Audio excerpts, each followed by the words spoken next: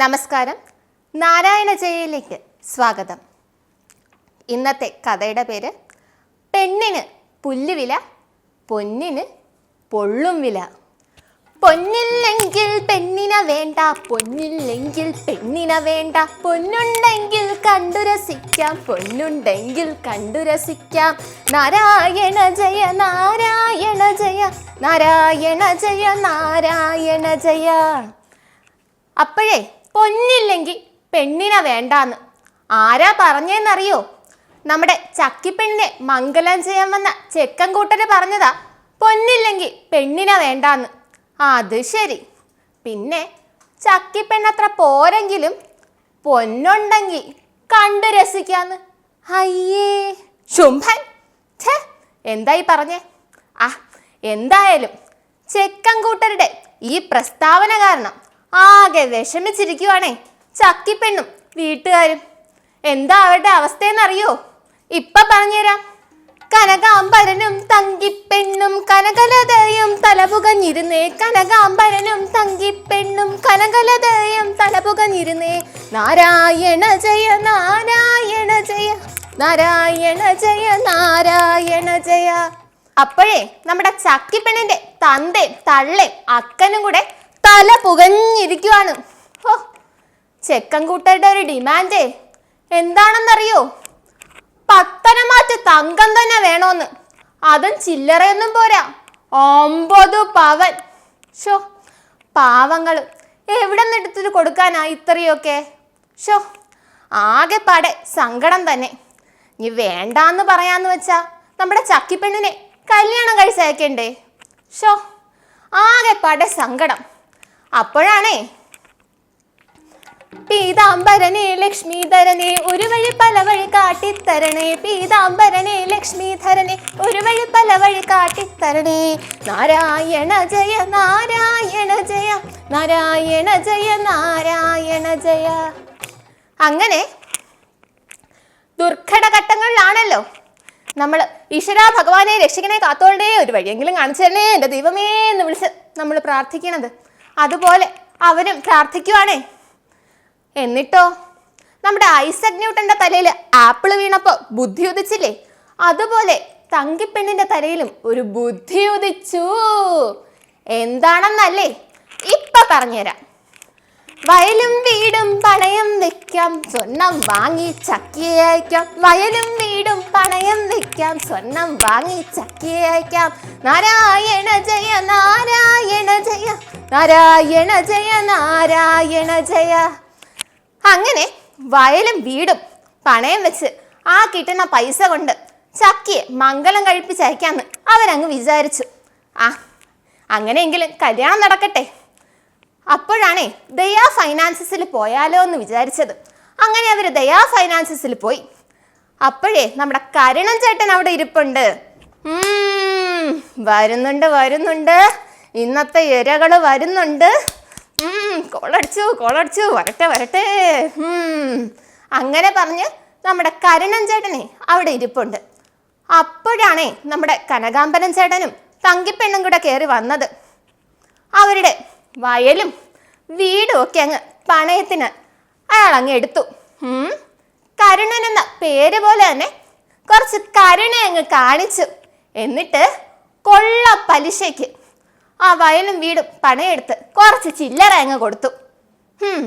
ശുംഭൻ, എന്തായാലും സ്വർണം വാങ്ങാനുള്ള ചില്ലറ കിട്ടി. അപ്പോഴാണേ വേറൊരു സംഭവം എന്താണെന്നറിയണ്ടേ? ഇടിവെട്ടിയവനെ പാമ്പ് കടിച്ചു, ഇടിവെട്ടിയവനെ പാമ്പ് കടിച്ചു. തീപാറും വില സ്വർണം കയറി, തീപാറും വില സ്വർണം കയറി. നാരായണ ജയ നാരായണ ജയ, നാരായണ ജയ നാരായണ ജയ. അങ്ങനെ കുത്തബ്മിനാറിന്റെ ഉയരവും താണ്ടി താണ്ടി ദാ സ്വർണ്ണവില ദാ ഉയരുകയാണ് ഉയരുകയാണ് ഉയരുകയാണ്. മാനത്ത് തട്ടിയോ എന്തോ നോക്കട്ടെ. ഇല്ല ഇല്ല, 1 ഇഞ്ച് ബാക്കിയുണ്ട്. പെട്ടെന്നല്ലേ സ്വർണ്ണവില അങ്ങ് കൂടിയത്. ഇനിയിപ്പോൾ എന്ത് ചെയ്യാൻ പറ്റും? ഷോ, ഉള്ള പൈസയ്ക്ക് നമുക്ക് സ്വർണം വാങ്ങിച്ചു വെക്കാന്ന് തങ്കിപ്പെണ്ണങ്ങ് പറഞ്ഞു. ശരിയാ, ഇനിയും കൂടെയല്ലേ ചെയ്യൂ, കുറയൂലല്ലോ. ഒന്നാമത്തെ മാനത്ത് തട്ടിയിരിക്കണം.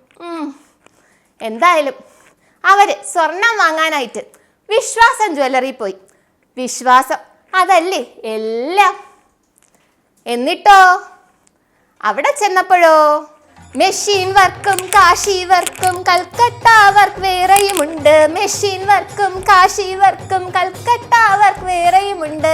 നാരായണ ജയ നാരായണ ജയ നാരായണ ജയ നാരായണ ജയ.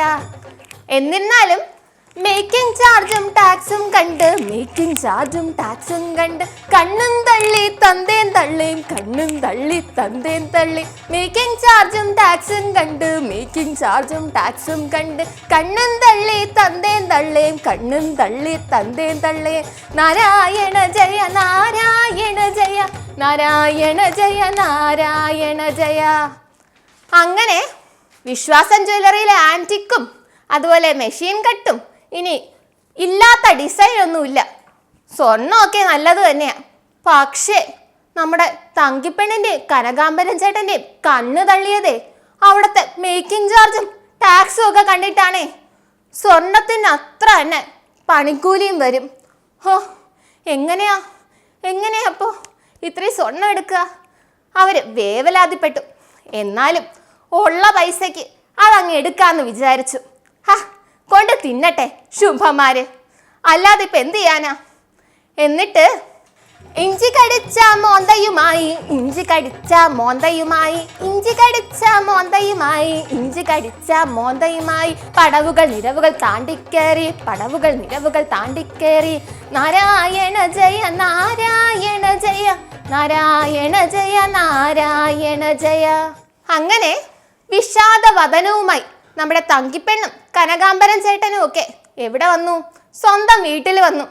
അപ്പൊ ഇതൊന്നും അറിഞ്ഞുകൂടാതെ നമ്മുടെ ചക്കിപ്പെണ്ണ് ഓടി വന്ന് ചോദിക്കുക, പൊന്ന് കിട്ടിയോ? പൊന്ന് കിട്ടിയാലല്ലേ കല്യാണം നടക്കൂ. പെണ്ണിന്റെ ഒരു ആക്രമണം കണ്ടില്ലേ, കള്ളി. അപ്പോഴല്ലേ തങ്കിപ്പെണ്ണ് ആ വിവരം ഒന്ന് പറഞ്ഞത്. എന്താണെന്നറിയോ? സ്വർണത്തിന് ഭയങ്കര വിലയാ നമ്മെ കൊണ്ട് ഒക്കണ്ടായോ. സ്വർണത്തിന് ഭയങ്കര വിലയാ നമ്മെ കൊണ്ട് ഒക്കണ്ടായോ. നാരായണ ജയ നാരായണ ജയ നാരായണ ജയ നാരായണ ജയ. അതെ, 50 പവൻ സ്വർണം എടുക്കാൻ പോയവരെ എടുത്തോണ്ട് വന്നതോ 25 പവൻ. അവരെ കുറ്റം പറഞ്ഞിട്ട് കാര്യമുണ്ടോ? ഒരു ദിവസം കൊണ്ടല്ലേ സ്വർണ്ണവില അങ്ങെത്തിയത്. അതുപോലെ വിശ്വാസം ജ്വല്ലറിയിലെ മേക്കിംഗ് ചാർജും ടാക്സും. ആകെപ്പാടെ പ്രശ്നം തന്നെ. ഇനിയിപ്പോൾ ചെക്കൻ കൂട്ടരെടുത്ത് എന്ത് പറയും? ആകെപ്പാടെ പ്രശ്നം തന്നെ.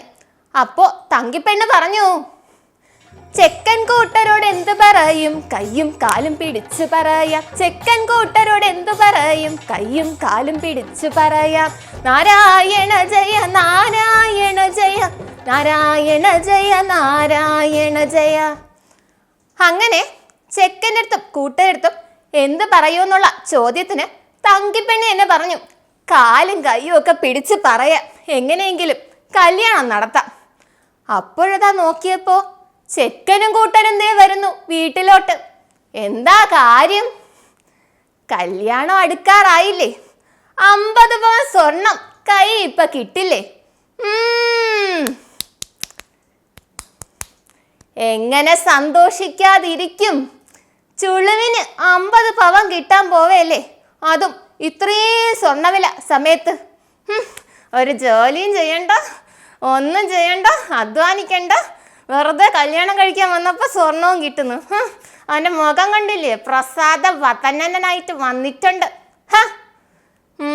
എങ്ങനെ സന്തോഷിക്കാതിരിക്കും? അങ്ങനെ അവർ വന്നപ്പോൾ തങ്കിപ്പെണ്ണ് കാര്യം അങ്ങ് അവതരിപ്പിച്ചു. അപ്പോഴേ അവൻ്റെ മട്ടും ഭാവമൊക്കെ അങ്ങ് മാറി. എന്നിട്ട് പറയുവാണേ, മുഴുവൻ പൊന്നും വേണമെനിക്ക്, മുഴുവൻ പൊന്നും വേണമെനിക്ക്, മുഴുവൻ പൊന്നും വേണമെനിക്ക്, മുഴുവൻ പൊന്നും വേണമെനിക്ക്. പൊന്നില്ലെങ്കിൽ പെണ്ണിനെ വേണ്ട, പൊന്നില്ലെങ്കിൽ പെണ്ണിനെ വേണ്ട, പൊന്നില്ലെങ്കിൽ പെണ്ണിനെ വേണ്ട, പൊന്നില്ലെങ്കിൽ പെണ്ണിനെ വേണ്ട. നാരായണ ജയ നാരായണ ജയ നാരായണ ജയ നാരായണ ജയ.